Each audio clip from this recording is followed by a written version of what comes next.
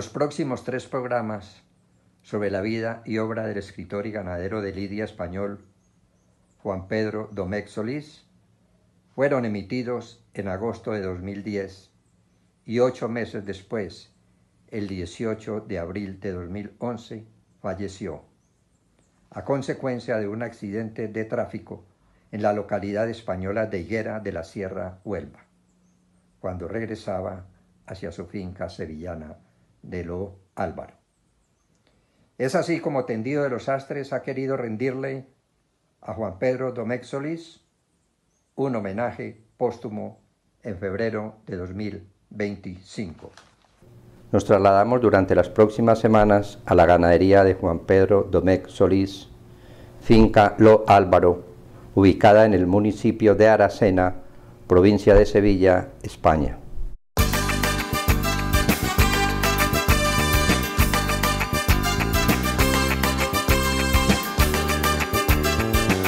¡Vaya alegría!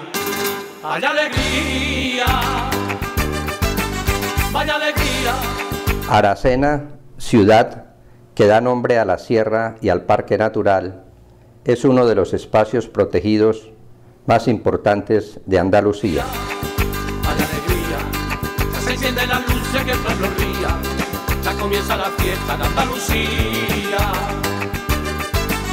De Andalucía, de Andalucía, se olvida la saeta por los balcones y se alegra la... Su gastronomía es rica y variada, ocupando un lugar protagonista los derivados del cerdo ibérico, jamón de bellota, solomillo, secreto, presa, caña de lomo, morcón, etc.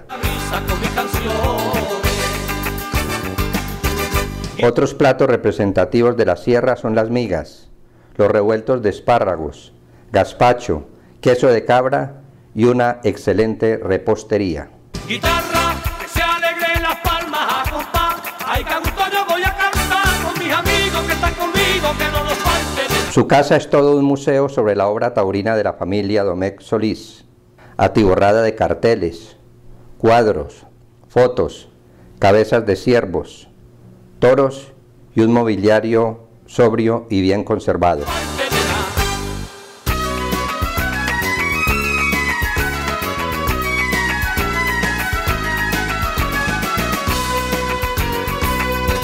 En un 2x3 mañana de abril.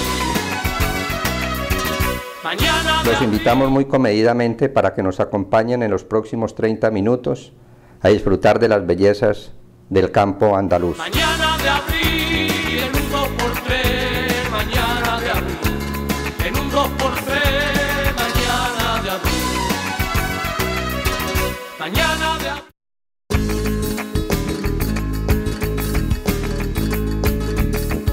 Don Juan Pedro Domecq y Núñez de Villavicencio es el abuelo de nuestro invitado Juan Pedro Domecq Solís y creador del encaste Domecq, con el doble objetivo de prestigiar sus vinos y satisfacer la gran afición de sus hijos por el toro bravo.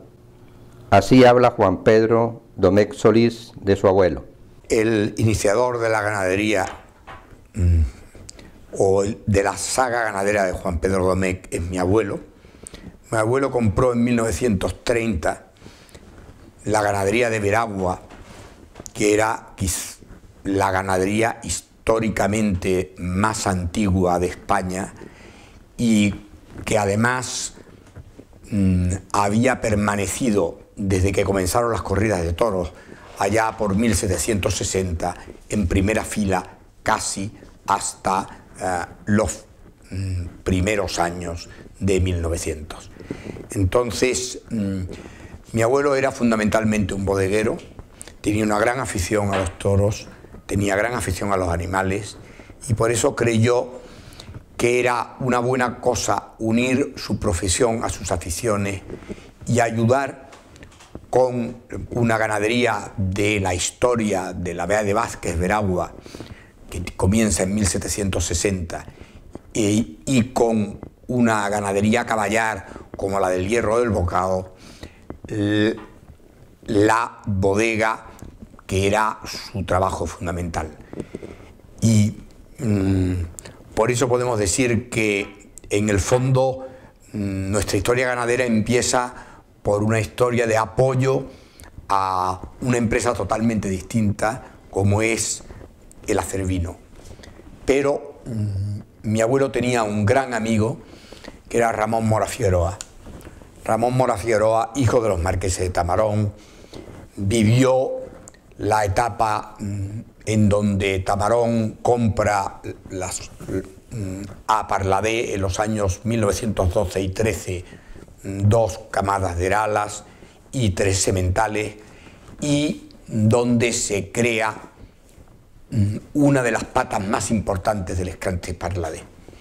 Posteriormente, en 1920, tienen que vender esa ganadería y se la venden al conde de la Corte. Por eso mi abuelo siempre contó con el apoyo de Ramón para sus comienzos ganaderos.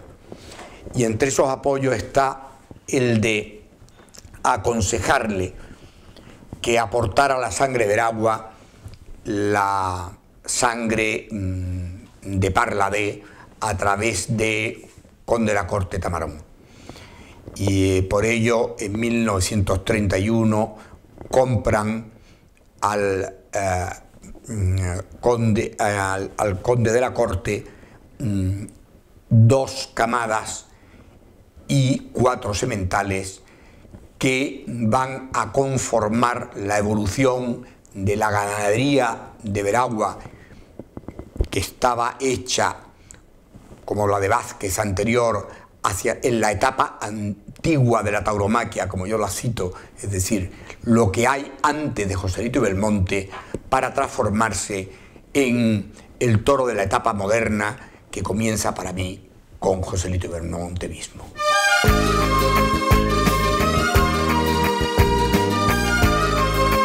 Hay que tener en cuenta que Ramón Mora Figueroa era uno de los hijos de los marqueses de Tamarón, antiguos dueños de la ganadería del conde de la Corte, y una de las personas que más cerca había estado en el devenir de la ganadería junto con su hermano Jaime, por lo que su conocimiento sobre ella y sus consejos resultaban ser especialmente valiosos en aquellos tiempos.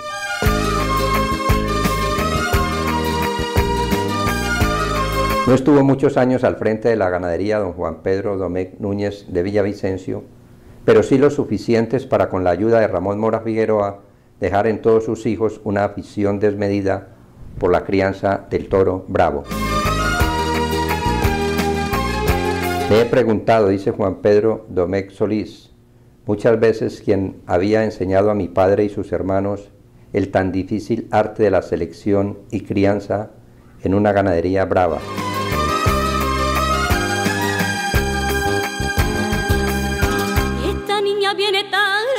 Hoy en día sé que en los comienzos, recién llegadas las reses a la finca Jandilla, en el pequeño palco del ganadero de su placita de tienta se sentaban mi abuelo, Ramón Mora Figueroa, y mi padre, interviniendo el segundo muy directamente en la dirección de la tienda. Así como en la tertulia posterior a esta, comentando los hechos más relevantes y las calificaciones de los distintos animales que se habían tentado. Por ello se puede decir que Ramón Mora Figueroa fue el verdadero profesor de los 4 hermanos Domecq y Díez, que tanto han aportado a la cría del toro bravo, así como a la tauromaquia actual. Fallecido don Juan Pedro Domecq y Núñez de Villavicencio en 1937, la ganadería pasó a sus hijos Juan Pedro, Álvaro, Salvador y Pedro, que mantuvieron unidas sus porciones bajo la dirección del primero de ellos, es decir, de Juan Pedro Domecq y Díez. Bueno, mi abuelo murió muy joven, como la mayoría de sus hermanos, solo con 55 años. Mi padre tenía 23. Los herederos de la ganadería eran sus 4 hijos varones, Juan Pedro mi padre, Salvador, Perico y Álvaro Domecq. Y desde un comienzo el que dirigió la ganadería fue mi padre. Y mi padre enseguida después de morir mi abuelo, tomó una decisión bastante drástica, y es que comprendió que para el toreo que se pedía, el toro que hacía falta no podía hacerse a base de mantener el toro de Veragua. Había que ir hacia el toro de Parladé o hacia el toro de Vistahermosa, y por eso él toma una decisión que es la de cruzar por absorción Veragua por Conde de la Corte Parladé para obtener el toro que quería. Pero además toma otras dos decisiones importantes. Una de ellas es que vende un lote de ganado que con el hierro de mi tío Salvador van todas las vacas veraguas puras o cruzadas de Veragua, con la mayoría de sementales cruzados ya de Veragua Conde de la Corte, y compra una nueva ganadería que había hecho Ramón Mora Figueroa con la ganadería de García Pedrajas, que a través de una compra que había hecho un señor Correa también venía de Parladé, y que estaba compuesta por vacas de Pedraja, Correa, Parladé, con sementales del Conde de la Corte. Y esos son, podemos decir, los cimientos para crear su engaste. Y un objetivo concreto, es decir, va primero por absorción, cruzando siempre con toros puros Conde de la Corte, es decir, puros Parladé, ir absorbiendo la sangre de Veragua.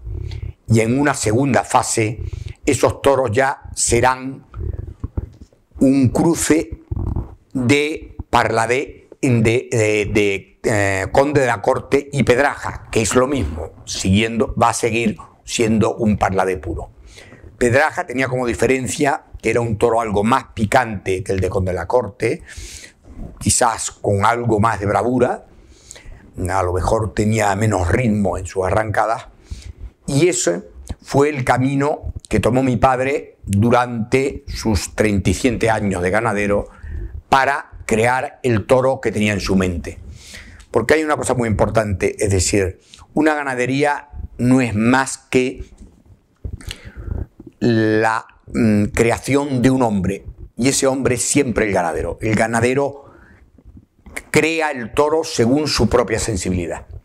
Y mi padre creó su encaste con su propia sensibilidad, su sensibilidad ante el combate de sus toros, su sensibilidad hacia el toreo que más le gustaba y su sensibilidad viendo cuáles eran las preferencias del público en cada momento. Bienvenido usted al tendido de los astros. Soy Manuel Ramos, soy el encargado de don Juan Pedro Domecq, bueno, y el que organiza y mueve todo el tema este. Esta es una ganadería que está conformada básicamente de tres aspectos: el aspecto de la ganadería de lidia, de los cerdos y también de los caballos. ¿Es usted responsable de todo? Del toro estoy yo, hay un mayoral, y de los cerdos soy yo por completo, y los caballos también. Manuel, ¿cómo son las praderas de esta finca? ¿Qué tipo de pastos hay en esta finca? Bueno, es un pasto bueno, es rico porque, bueno, alimenta bastante, y luego la finca es llana, la parte de encina es más llana que, digamos, la parte que tenemos más quebrada es donde no tenemos encina. Donde están los cocinos, digamos, es en la parte donde hay encina y más llana, y donde tenemos los lotes de las vacas también en el tiempo de primavera. Estos árboles tienen una función muy importante en esta ganadería, se llaman encina, ¿de acuerdo? La encina es la que está la bellota para cuidar, para que coma el cerdo, digamos, en un tramo de la vida del cerdo. Es decir, los cerdos durante el año permanecen en potreros. Está en una cerca que tienen más o menos 200, 250 hectáreas, hay como 300 más o menos, y luego en el tiempo que es la montanera que le llamamos nosotros, es cuando únicamente comen bellota, lo que da las encinas que estamos viendo. Manolo, ¿qué parte de los cerdos están en el campo? ¿Las hembras están confinadas y los machos se vienen al campo y las hembras, o cómo es el tema? Las madres están en una cerca pequeña donde paren, y cuando se destetan, macho y hembra castrados, se sueltan al campo y están, bueno, ya hasta que son sacrificados. Es decir, las madres están comiendo pienso allí donde están, no van al potrero. comen pienso y están en unas cercas pequeñas porque, claro, tiene que estar más cuidada y más vigilada. Luego, cuando ya son lechones, digamos, los echamos al campo, bueno, hasta que se matan. Pero las hembras no comen bellota. Las hembras normalmente no. Las hembras que son madres, las que están castradas, sí, esas comen bellota igual que los machos, todos igual. ¿Cuánto tiempo del año permanecen los cerdos en el campo? Bueno, en el campo, pues todo el año. Y luego, el que es, digamos, para el año siguiente, hay algunos que se pegan 1 año y medio y otros que se pegan 1 año en el campo. ¿Y la encina produce bellota desde qué época del año hasta qué? Bueno, cuando madura es, digamos, a principios de noviembre, pues ya hasta febrero, marzo, según el año que sea de bueno o los cocinos que haya. Es decir, de diciembre a marzo comen bellota y el resto del año ¿qué comen? Bueno, se le complementa un pienso, hierba o lo que pueden coger en el campo. Esos cerdos engordados con bellota, ¿qué pasa con ellos? Bueno, eso lo sacrificamos y solo usamos el jamón, lomo y paleta. Los demás, pues bueno, lo venden en fresco, pero lo que, digamos, da el nombre del cerdo ibérico es el jamón, la bellota, el jamón, la paletilla y el lomo. ¿Y salen de cuántos kilos gordos? Pues de media 160 kilos. 160 kilos. Y de aquí se van a una finca cerca, en la zona de Jabugo, donde Juan Pedro Domecq tiene su planta de producción de jamones. De aquí lo sacamos, cuando tienen 160 kilos, los mandamos al matadero, que el matadero está en Jabugo, en Huelva. En Huelva, y de allí salen a todo el mercado nacional. De allí es donde reparten, digamos, el jamón sale a todas las partes de España o de Europa donde van. Manuel, ¿y usted cuántos años lleva en esta ganadería?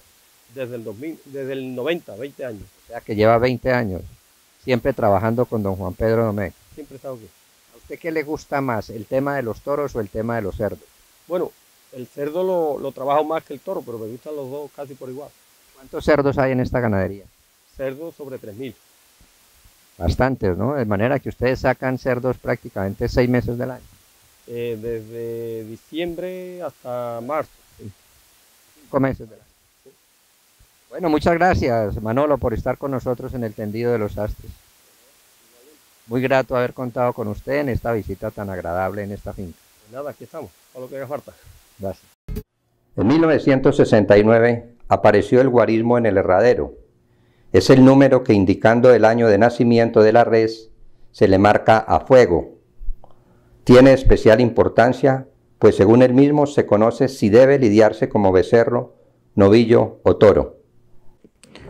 Bueno, es que después de la Guerra Civil Española, en el año 39, hubo una escasez de toros y además había muy poco alimento para darle a los toros de corrida. Entonces, el toro, que antes era un animal viejo, que normalmente no comía pienso especialmente para lidiarse, por lo cual variaban su fuerza de la primavera al verano, pero sin embargo era un toro que para que tuviera el trapío necesario se esperaba que lo alcanzara a base de edad.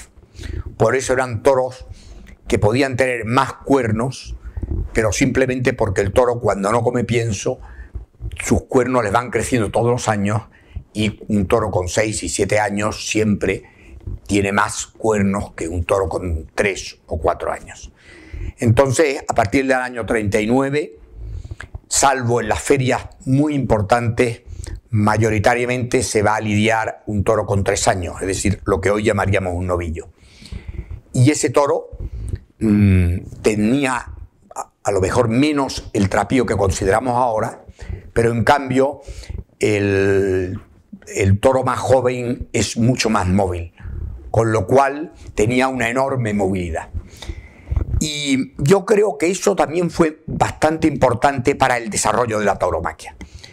Y con eso no quiero defender para nada que las exigencias del actual cuatreño no hayan sido un paso positivo en la fiesta a partir de 1969, cuando se instala el guarismo, y 1973, cuando empieza a lidiarse con el guarismo. Y también habría que destacar que la propuesta del guarismo se hace a propuesta de la Unión de Criadores de Toros de Lidia, es decir, que son los ganaderos los que proponen un sistema para poder demostrar que el toro tiene los 4 años de edad.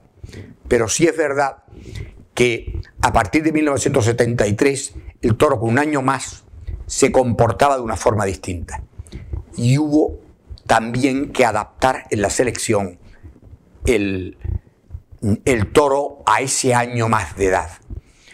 Y por eso cuando mi padre muere en el año 75, que llevaba solo 2 años o 3 años, 73, 74, 75, del aumento de la edad por el guarismo, realmente había un cierto desajuste en la ganadería que ya él había tomado las medidas correctoras para resolverlo.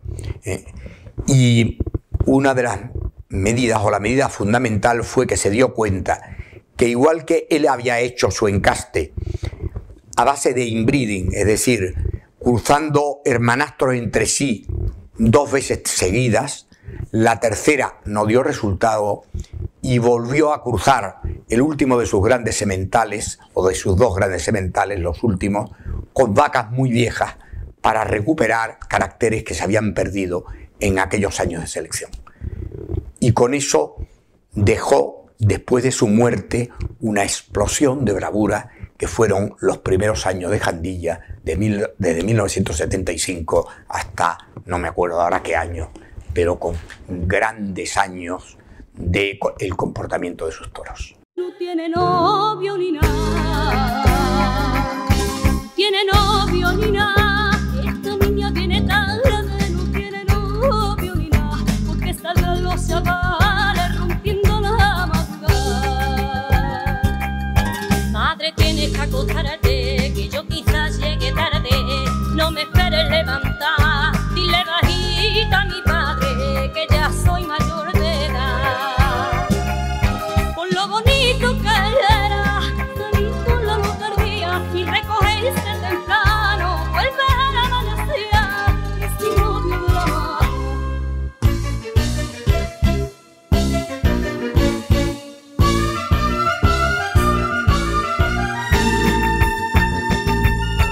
Por la calle donde vive Mare, yo ya no paso. Yo ya no paso. Por la calle donde vive Mare, yo ya no paso.